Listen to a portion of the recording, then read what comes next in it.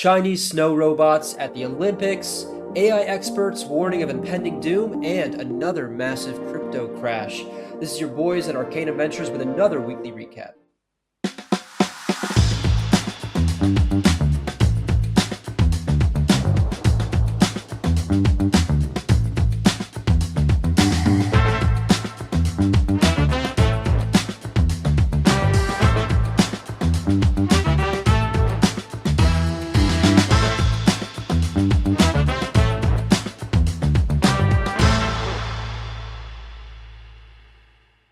Welcome back to this past week's weekly recap. This is Sasha and Carmelo with Arcanum Ventures. We're here to deliver you all the major news within the world of finance, technology, hardware, AI, and AI as usual over the past 7 days. Carmelo, how you doing, man?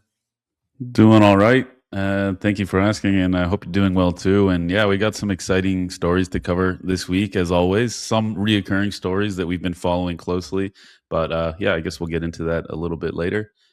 And I think first on the list, we start off with macro and financial news, and probably the biggest story for me this week is massive layoffs happening all around the world in the U.S. and otherwise. Some of the biggest companies on the planet, Amazon, Pinterest, HP, Verizon, Tyson Foods, announcing massive job cuts. And you said AI, and you're not wrong here because there's no denying that artificial intelligence and LLMs don't have a role to play in this, especially with the rise of agentic AI. People are anticipating that these are going to be heavily impacting job forecasting going forward. Yeah, I mean, we talked about this a number of times. Agentic AI is it seems like one of the biggest narratives of 2026. We're already seeing that kind of manifest. In fact, I believe this report, some of the data is from last year. So, we're still building momentum. Everything around agentic AI that came to market in the past month alone, like OpenClaw and some of the other models, right? These Hmm. are these are doing wonders to accelerate these layoffs, and people are realizing that hey, I can get the same level of support maybe from these one, two, or three roles using something that's hosted on some sort of like SPM or something. So it doesn't surprise me, but I wonder what's going to happen to all these, let's say, tech literate professionals that are looking to repurpose their skills somewhere else in the market. But funny enough, that takes us into our next story. Contrary to what this report has said, apparently the January jobs report that was recently released, apparently it was delayed due to the US government shutdown. But the US jobs report states that January was the strongest month in the past year alone for adding close to 130,000 jobs, I believe. And so that's a stark contrast to what we're seeing around layoffs that are fueled by AI integration from larger tech companies. Funny enough, the report states that a lot of the sectors that are seeing the biggest growth are in service sectors and service industries like the medical field and social services. These while these let's say AI redundant jobs are being eliminated, there's definitely a growing need for, let's say, hands-on human services still. Pretty funny. Yeah, yeah, it's weird. I don't know what to read in this because like these reports sound like a little bit like conflicting. I think in January there was 108,435 people laid off, making 118% year-on-year increase according to the consultancy Challenger Gray and Christmas. So that's a little bit crazy to see that. Okay, we've added 130,000 jobs, and mind you, this is very U.S. centric. We're not talking about the world right now. We're just talking specifically about the U.S. Mhm. But yeah, it's a little bit crazy to see. And I think I saw Elon Musk saying this week that the jobs that are most insulated from being laid off are the ones where you work with your hands, like plumbing, electrician. Obviously, we kind of already knew that. At least for now, those are safer. But the ones that are getting replaced, people are not quite sure which ones will get replaced first. But just on a side note, and we're going to be doing a space this week and next week, I believe, on AI output. And I don't know if you saw the opening ceremony for the Olympics or even the Super Bowl last week, but a lot of the advertisement were generated by AI. Oh yeah. A lot of them not looking that great either. So we're already seeing like firms and agencies and talented creators losing their jobs in real time. And I'm kind of sounding the alarms here. It sounds a little bit scary. Yeah, it reminds me of that.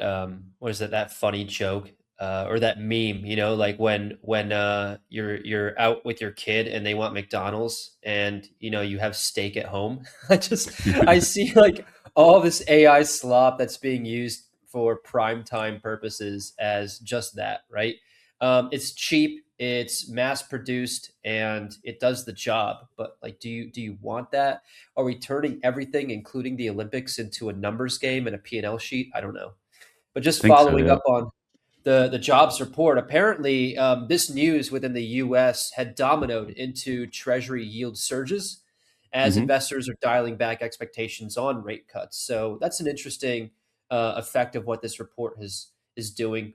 Let's see what happens throughout the year. I think we might see more of this turnover as agentic AI gains prominence, and then we do have a greater need for labor in other industries. Yeah, absolutely. And I think we covered it a little bit last week, but the Trump administration nominating Kevin Warsh last week to take over Fed chair position, it had some funky effects on the global economy too. Some seem counterintuitive to what you might expect as well for somebody that's a Bitcoin maximalist, somebody that's very bullish on crypto assets, especially.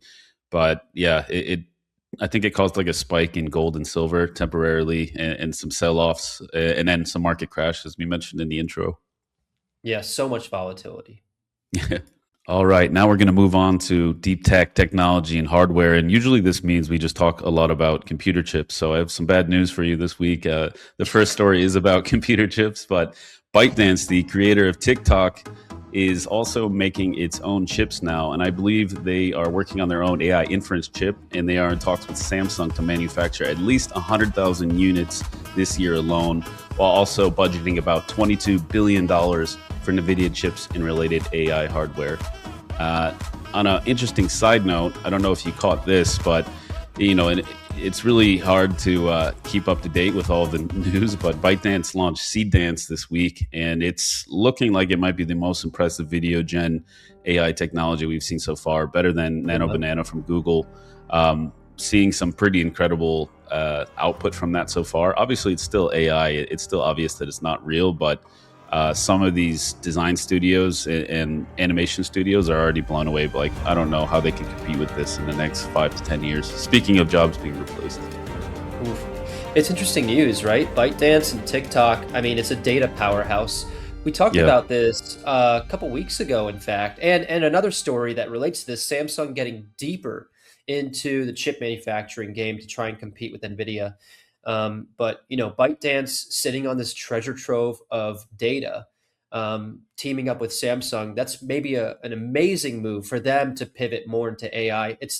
I think it's quite common now for social media platforms to leverage all the user data they have in creating more robust AI infrastructure because they have all that training data. But partnering with Samsung, talking about incredible mobile penetration, Samsung and all their different devices from low end mobile phones to high end mobile phones globally. So they're going to get a lot of exposure from this, and I wonder how Samsung stands to benefit outside of just this partnership in manufacturing and distributing chips. Well, by the sound of it, from our last few weeks' stories, Samsung's just getting in bed with everybody, so they're probably happily collecting paychecks. But it's interesting. Like the greater story here is there's some sort of weird vertical integration happening. It seems like there's an arms race where every tech company is trying to vertically integrate and compete with the Googles and the XAIs and the Metas. So ByteDance, they're going to be, I think, creating their own chips. They're already working on their own AI models. They obviously have the social media and the one of the biggest short video content platforms on the planet, really popular. So who knows what their long term plans are? But pretty crazy that they've entered the race now. I'm sure next week, this time, we're going to be hearing about another company entering into the race that we didn't expect. Yeah. Then the recent news with Seed Dance is also really interesting, right? We're talking a lot about AI slop recently. We mentioned it already in this weekly recap. And ByteDance releasing generative AI technology for video creation to their users. Maybe they're shooting themselves in the foot by like promoting the flooding of their platform with AI generated content. Maybe not, but yeah, I suspect that the quality of experience on TikTok should suffer as a result of that. Maybe people don't mind it so much. I mind it a lot, actually. Yeah, I mean, this might be them embracing the future and realizing that everybody will be doing this. Maybe you and I are going to be the old guys screaming at the sky later on. Like back in my day, we used to create our own content. We used to film our own faces, but maybe we're dinosaurs and the future is here. We're totally dinosaurs. Well, in other news, some big news around space tech. NASA just finished their first full scale cold flow test campaign on a nuclear thermal rocket reactor prototype that they've had around since the 60s. Apparently, they used a 100-gallon drum sized non nuclear flight reactor engineering unit at their Marshall Space Flight Center, and the results have been very promising. The implications being that this is a new type of propulsion system that can allow more efficient or more safe or better space travel to distant solar systems, potentially Mars and others. So I believe this is coming from they refer to it as their Artemis 2 moon mission. And this is sort of like a jumping board for their attempt to try and get humans to to moon and then potentially to Mars later.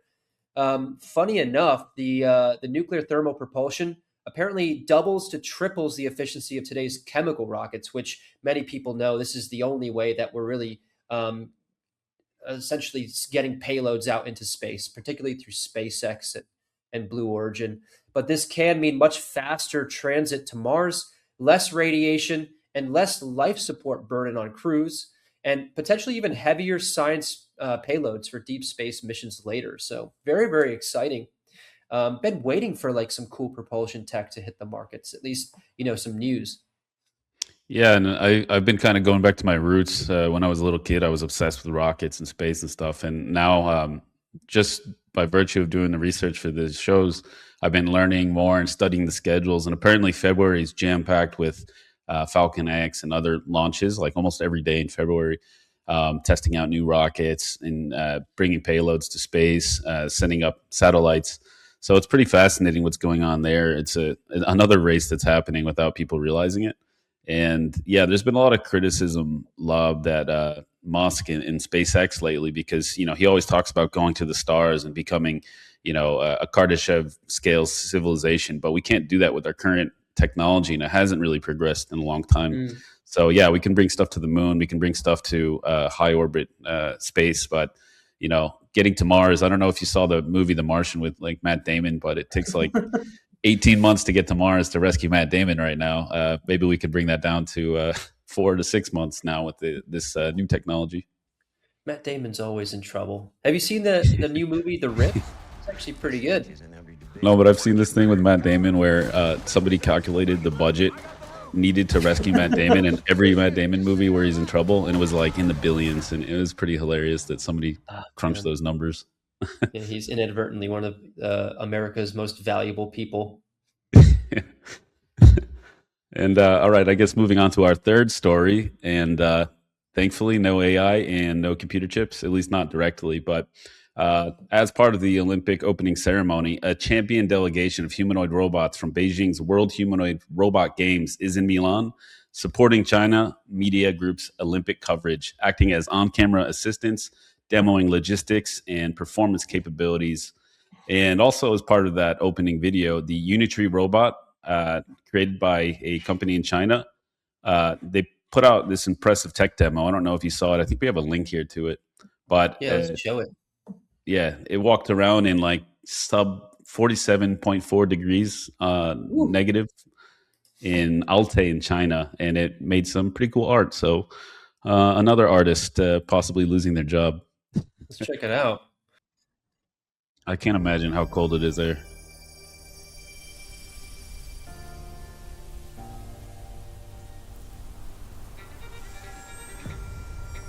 It is pretty funny too to see a most sophisticated robot I've ever seen with plastic bags on its feet, like a homeless person.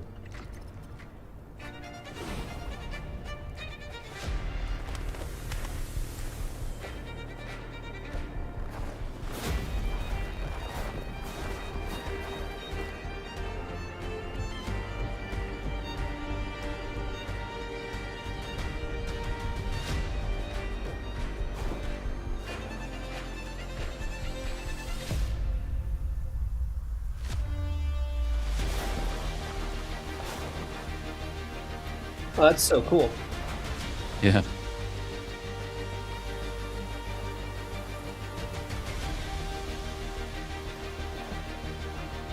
Amazing.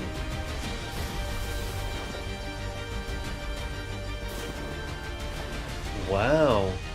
Well, I'm wondering, like, how many times did it fall over that they didn't include in the video? And like how many battery swaps did they have to go through for that? That's probably the biggest question.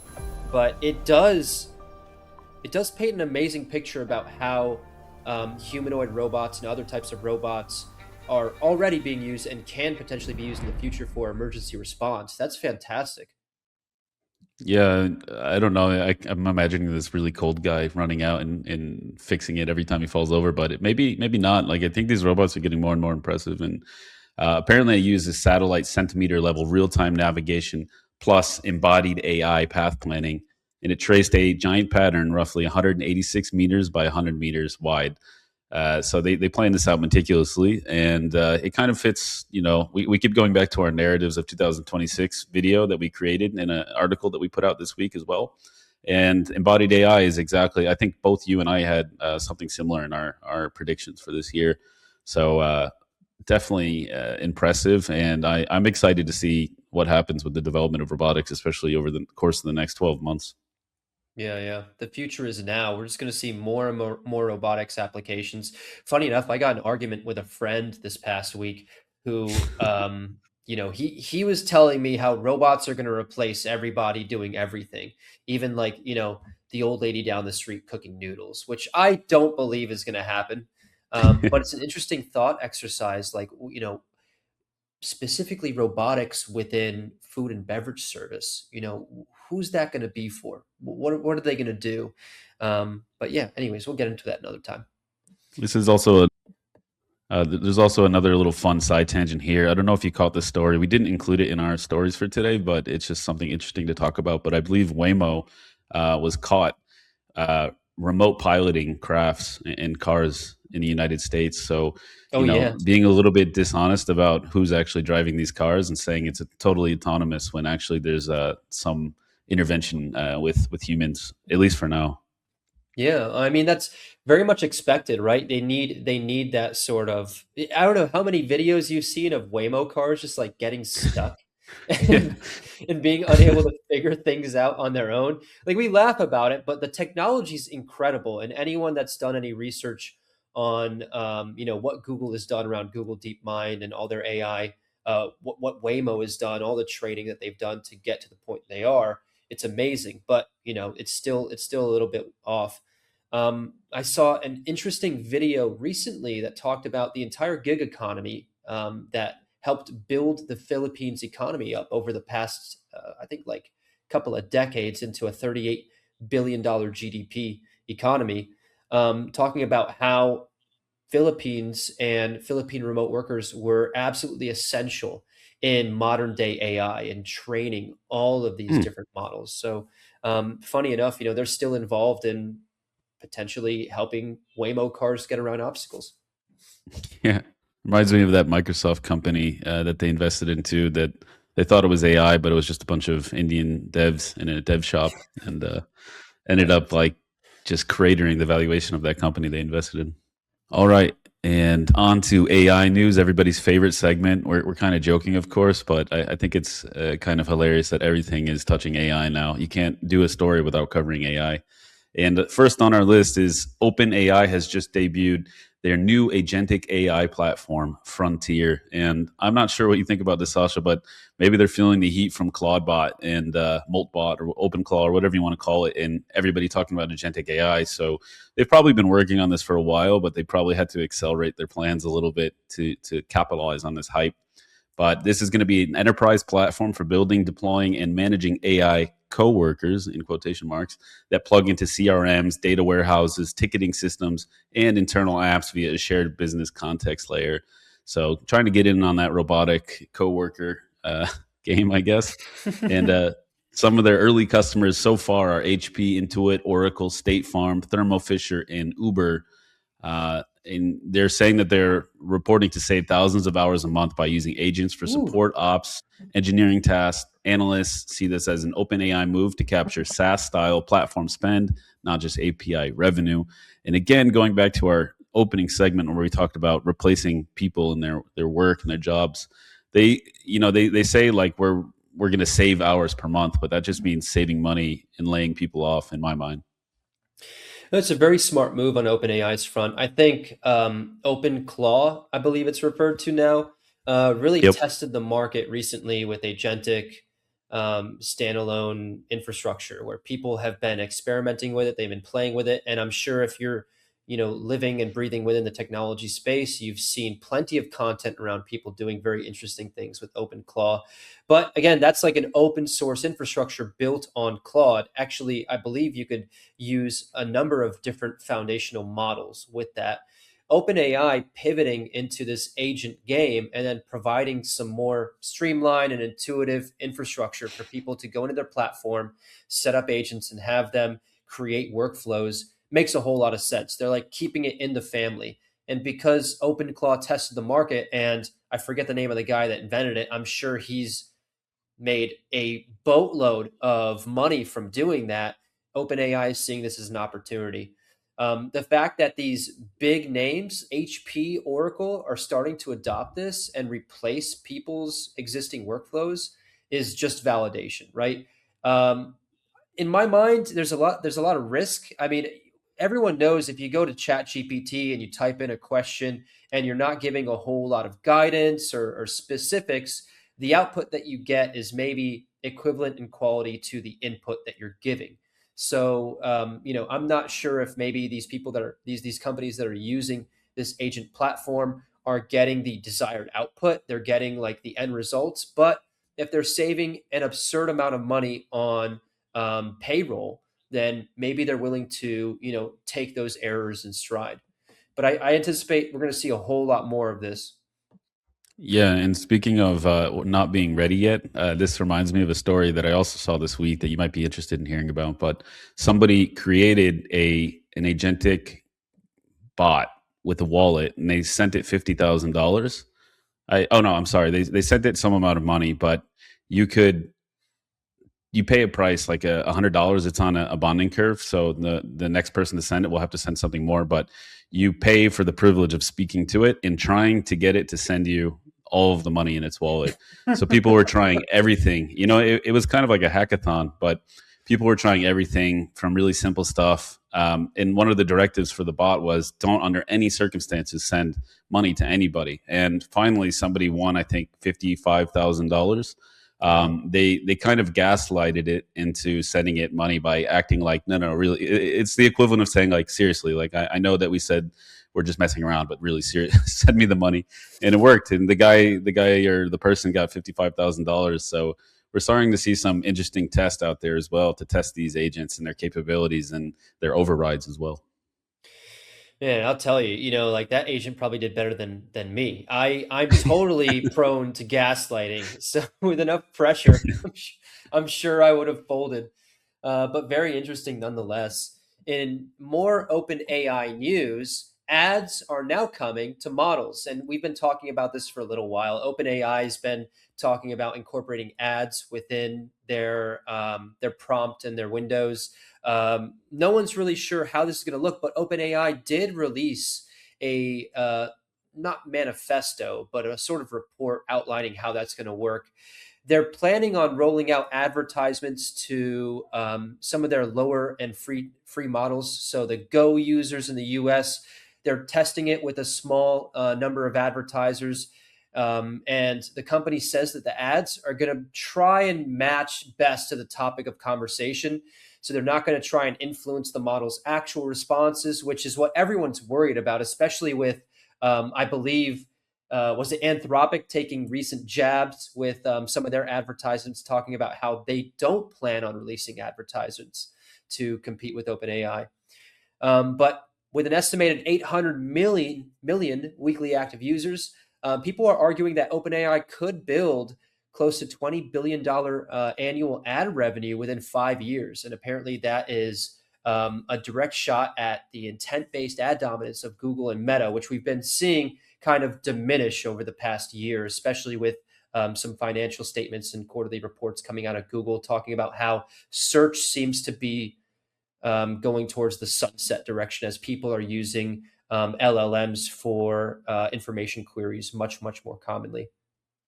Yeah, we actually did a live panel last week on this exact topic, the death of the internet browser and how search is changing. And, it's nothing new. Like, I think part of me thinks this might be overblown.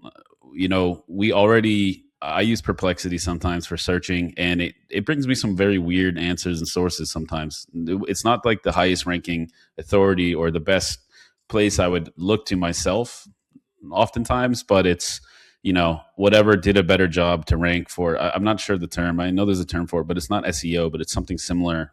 Yeah. But yeah, like it ranked higher than other things that would have on Google, for example. And I'm like, this is a questionable source. Where did you find this? So I think this is already kind of happening, and ads will just be pay to be put in front of people. So it'll be like jumping the line. I don't think it will change things that much, at least not in the beginning. But yeah, those Super Bowl ads from Anthropic were definitely quite funny, and they obviously brought like an exaggerated future case of why advertising's bad. But like you said, $20 billion in annual ad business for these companies. I think Meta and Google are also getting into it. Anthropic might be shooting themselves in the foot. They might be regretting this decision in a few years and doing an about face 180. Let's see. Yeah, funny enough, I think, going back to your point of how ads or information are displayed within prompt responses for LLMs. There's a rumor I heard, and I think I spoke with you about this a while back. Apparently, there's an entire sort of like profession that's been developing where it's kind of like SEO, but specifically for these LLMs, maybe like artificial intelligence prompt optimization, where people are trying to game these LLMs by asking it questions and feeding back information into its training data, excuse me, to more prominently feature companies or let's say certain topics. Like if you tell it, who's the best venture capital firm in the world, and it might say A16Z, then I were to say, no, that's wrong. It's Arcanum Ventures. And I do that a million times, then maybe we start to show up more within queries around venture capital. But funny enough, I'm not sure if those are problems that OpenAI is perceiving as problems and they're trying to address with this, or if that's going to continue to take more of a foothold within the AI marketing space. Yeah, and it doesn't change much. Like Google, if you do still use Google search engine, which I do, we still have those sponsored ads at the top. The first, I've programmed my brain to skip the first two because I see sponsored or ad. Same with like Google reviews or TripAdvisor. You're just like, no, I'm not going to take this consideration. I'm not going to take this into consideration because I know that they've paid to be there. Maybe it is a good restaurant, but I'm going to wait to see it in its natural place, not the advertised place. And yeah, and speaking more AI news, this is the last story, I promise. The ex-head of safety research at Anthropic says we're in deep trouble on the same day that they launched their new 4.6 Opus model.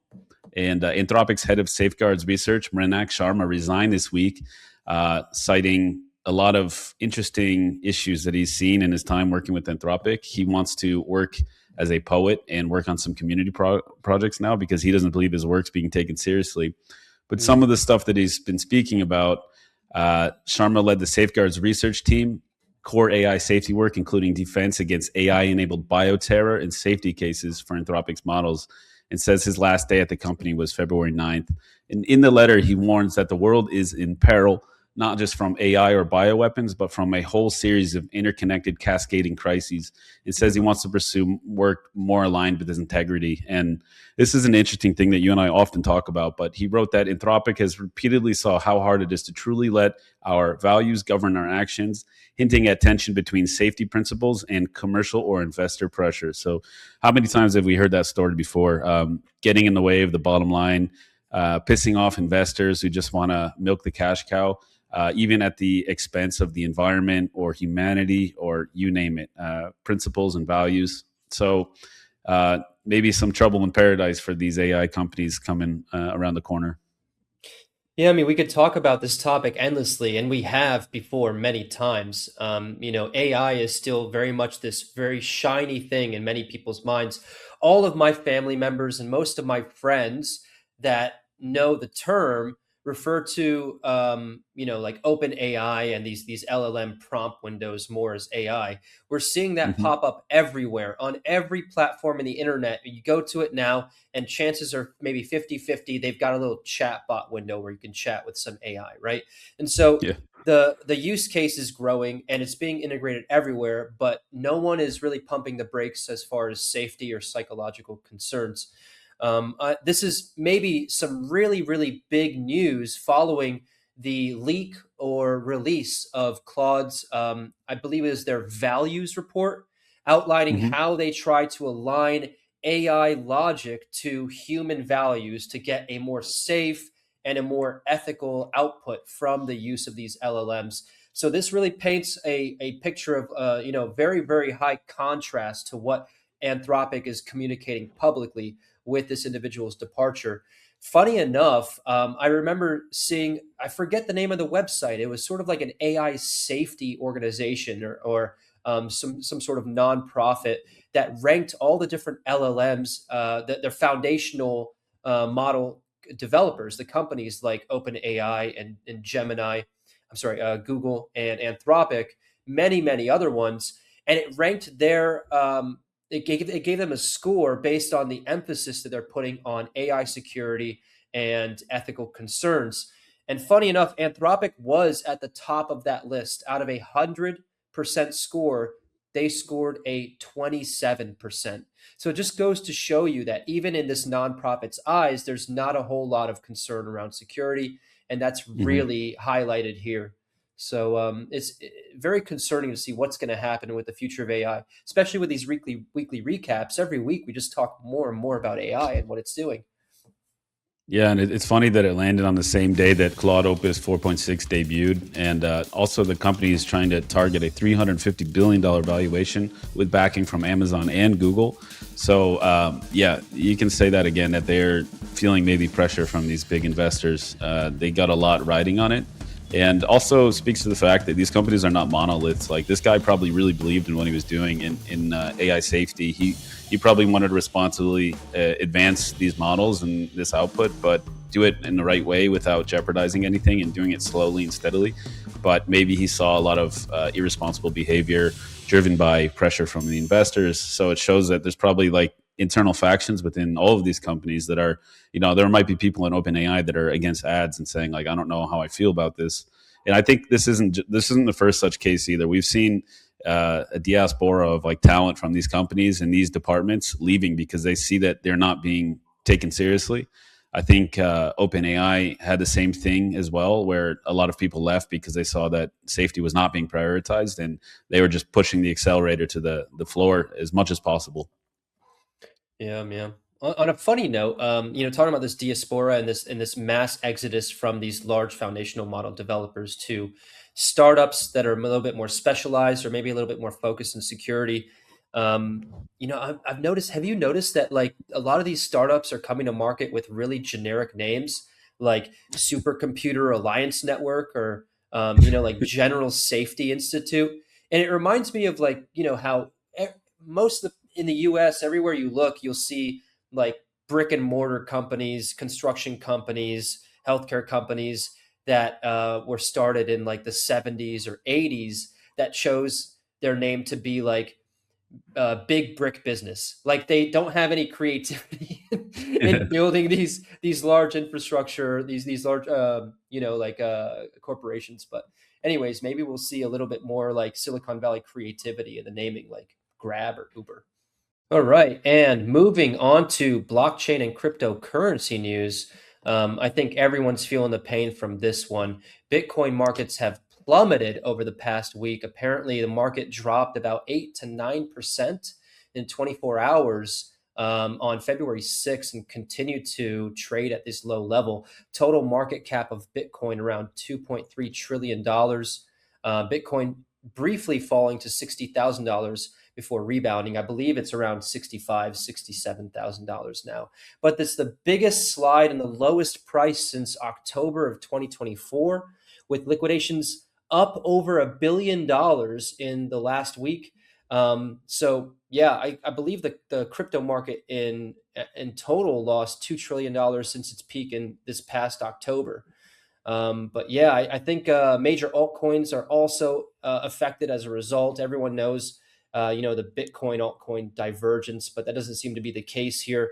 Ethereum, Solana, and Dogecoin posted double-digit losses on the percentage, triggering multi-billion-dollar derivatives liquidations across DeFi markets. So very, very concerning. Waiting to see how this rebounds or how it comes back, especially with recent news like we mentioned around the jobs markets or potential other, let's say, positive indicators around the economy. But yeah, many people are speculating that Bitcoin could fall a whole lot more. Funny enough, all the Bitcoin go up, down influencers across Twitter are silent in this period as they go back into hibernation. Yeah, it is worrying. And, like you said, there's a divergence sometimes from altcoins to Bitcoin. But this time around, we're seeing that everything's suffering equally. Actually, these altcoins are almost borderline irrelevant now. And I don't think there's a foreseeable way that they can come back to relevance for a lot of them, at least. Maybe not the Ethereums and Solanas, but a lot of them are down bad. And the interesting thing here is that we're seeing a lot of these treasury accumulation strategies or these DATs. Mm. They're feeling the pain the hardest. Strategies suffering, but they at least have a really good price point for a lot of this Bitcoin. They got in really early, but a lot of these copycats for other assets, they're really regretting their decisions right now. And we kind of called that. I think we did some interviews on the Boom Room as well with some companies building DATs, and we had some very big concerns about the structure of these companies or whatever you want to call them.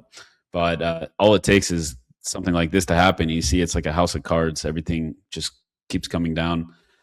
So yeah, I don't know. It's feeling pretty grim in crypto right now. Anybody that's on Telegram or crypto Twitter can feel like, there's also an exodus there of people just quitting crypto altogether and saying like, this is not what I wanted. This is not what I signed up for. I signed up for the good times and the happy times and the conferences and everything, and it's not here right now. Mhm. And in other news, Layer Zero, I think we're both familiar with them. Layer Zero unveils Zero. It's Layer One. So they're building a Layer One. And this kind of goes back to like, I think Ethereum, Vitalik said last week that layer twos are just not doing a good enough job at scaling. So they're kind of abandoning the layer two strategy and just saying, we're doing it live, we're doing it ourselves. So I guess layer zero is doing the same thing. And funny enough, like you and I have seen every weird, dumb, inventive slogan under the sun, but they are saying the last blockchain, which is a new one I haven't heard before. And it's clever, but it's very arrogant sounding. But anyways, interoperability protocol Layer Zero announced its own Layer One blockchain, Zero, with backing from firms including Citadel Securities, ARK Invest, Google Cloud, and DTCC. And the announcement coincided with a strong move in the Layer Zero ecosystem token Zero, which was reported up more than 30% around the news. So at least one token is doing well right now, ZRO token. And it's pitched as a base chain that leverages Layer Zero's messaging stack and institutional partnerships to attract both DeFi and traditional finance applications. And yeah, with those backers, it's not a big surprise on what they're pivoting to. And they're trying to, you and I have been seeing this more and more, but setting yourself up maybe for acquisition or to become a new guardrails payment platform or get acquired by one of these giants. That's why they're investing. So yeah, I'm curious to hear what you think about this because it's, there's not a whole lot of good news to report this week in crypto, but this seems like an interesting story. Yeah, Layer Zero is incredible infrastructure, right? I think a lot of major players have been building on Layer Zero. It is, and for our viewers or listeners that are unfamiliar, it's an interoperability protocol. It essentially ties together a number of different blockchains that otherwise wouldn't communicate. So it allows transactions to be facilitated across different networks, which is great if you're, potentially building in the RWA space. You want to tokenize traditional financial instruments that are maybe normally siloed in their different markets. So there's huge use case behind Layer Zero growing and launching their own Layer One network. In my mind, it's kind of like a logical step in what they were doing. They were sort of this infrastructure layer before, but now they're saying, hey, you know what? Let's just do it ourselves. We see that everyone's struggling. We see that, blockchain infrastructure has gotten to the point where we could very clearly and quickly build something modular specifically to what we want to accomplish on the business side. And the fact that they've got this big backing shows that there's validation behind this, right? Does that mean that they stand to succeed? I don't know. There's huge competition now. Canton Network seems to be a huge front runner on the enterprise side. Ethereum is not going anywhere anytime soon, and the Ethereum Foundation is working hard to make sure that that stays the case. But still, this is something interesting to keep an eye out for. What I would definitely look for in the future is, real companies building real infrastructure, real applications on layer zero to demonstrate its value. And then eventually you get to some minimum viable threshold where a lot of other companies, a lot of enterprises and large corporations realize, okay, this is tested. And maybe I want, to some extent, I want to be able to communicate more quickly on this infrastructure, this blockchain, than, on something else. It's funny to think that layer zero that was meant to connect a whole bunch of blockchains, they're now launching a layer one, which is going to compete with all of their existing clients on the Web3 side. So I'm not sure how that's going to go in the long run, but best of luck to them. Yeah, I mean that's probably telling us something. The most interesting part of this story for me is that blockchains are no longer building for people; they're building for massive companies. They're building for banks, the Bank of America, J.P. Morgan, these type companies. They're building for these huge settlement layers for securities and everything. So yeah, the little guys, the people that are dejected on crypto Twitter right now are probably feeling left out. They're probably feeling like they're no longer relevant, and I think that's the bigger story here. Absolutely. All right. And our last major story within the worlds of blockchain and cryptocurrency, the Clarity Act and updates around what is happening for crypto regulation in Washington, D.C.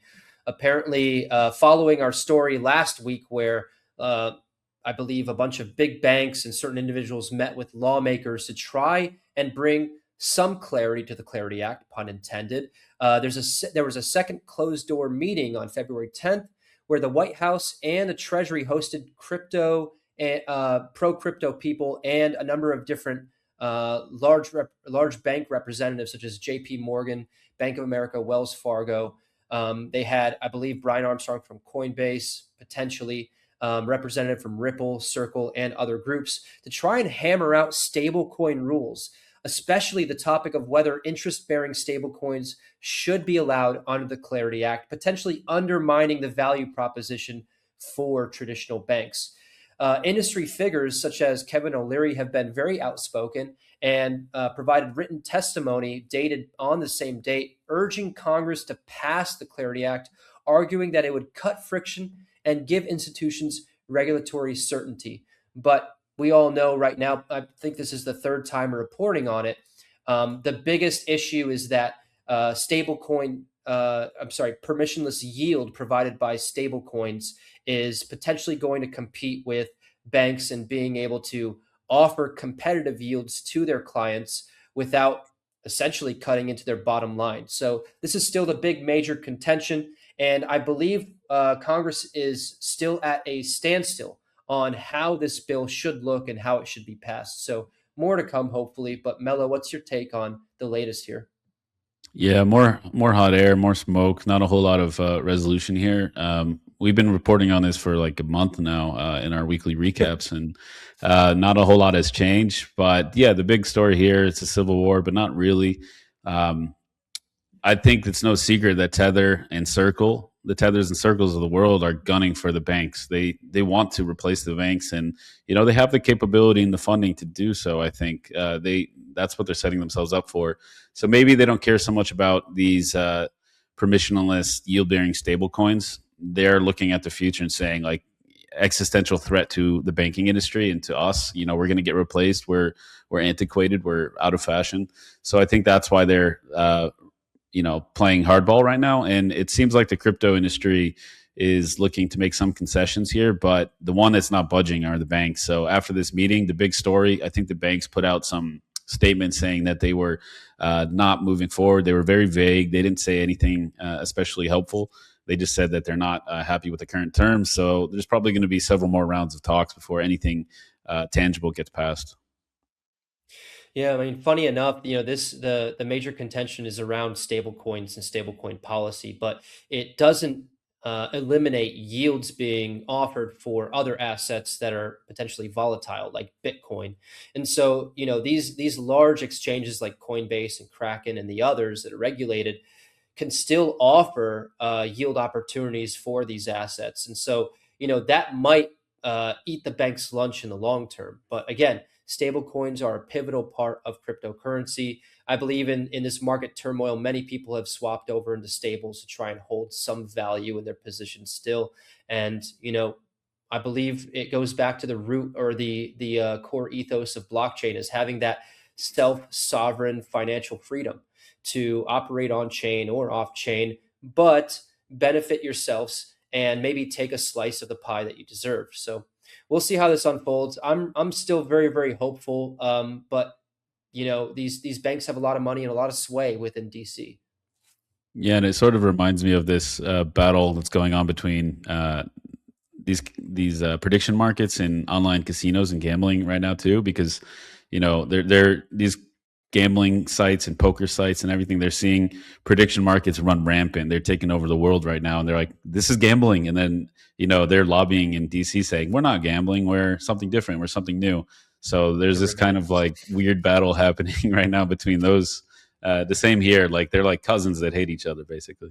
All right, and moving on to our last segment, the fundraising segment, where we cover the biggest fundraisers of the week. We can't cover them all, so we try to keep it down to like five. Maybe we'll expand in the future. We don't know yet. But first on that list is Olix, a 2-year-old UK startup that develops photonic AI chips. Yeah, more chips. We're talking about chips again to avoid high bandwidth memory constraints. And they've raised a whopping $220 million at a $1 billion post-money valuation led by Hummingbird Ventures. It's amazing. That's so much money. And the chip game is really gaining a lot of steam here. And I think this is maybe a response to the inefficiencies of LLMs and foundational models that everyone's been talking about, right? If it's on a chip, it's a little bit more efficient, especially if it's an inference chip or like a TPU or something. So, yep, makes sense that it's getting all this capital. We should launch our own Arcanum chip soon. Yeah, get into the chip I'm game down. ourselves. Yeah, I'm down for Arcanum chip. Tokenomics chip, why not? Yeah.